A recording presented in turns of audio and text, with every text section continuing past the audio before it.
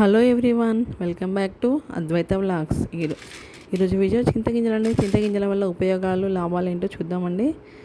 ఇందులో ఎంతమందికి వీటిని చింతగింజలు అంటారు అని తెలుసు, అలాగే ఈ చింతగింజలతో ఇలా చేస్తారని ఏమైనా తెలుసా? సో వీటిని మేమైతే చింతగింజలు లేదా చింతపిక్కలు అంటాము. మరి మీరేమంటారో కామెంట్ చేయండి.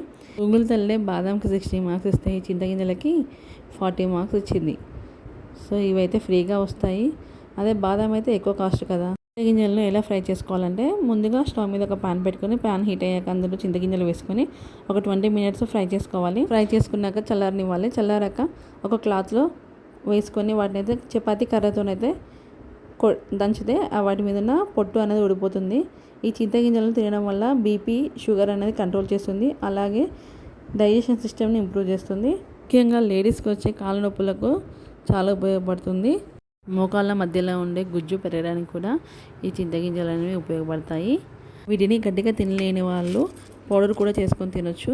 రోజుకి 4 తింటే చాలండి. ఈ చింతగింజలు బరువు తగ్గేందుకు కూడా ఉపయోగపడతాయి. చాలా మందికి వెన్నునొప్పి వస్తూ ఉంటుంది. సో అలాంటి వాళ్ళు ఈ చింత పిక్కలను పొడి చేసుకొని తింటే చాలా ఉపశమనం కలుగుతుంది. ఒకసారి మీరు ట్రై చేయండి. ఈ వీడియో నచ్చితే లైక్ చేయండి, కామెంట్ చేయండి. Thanks for watching.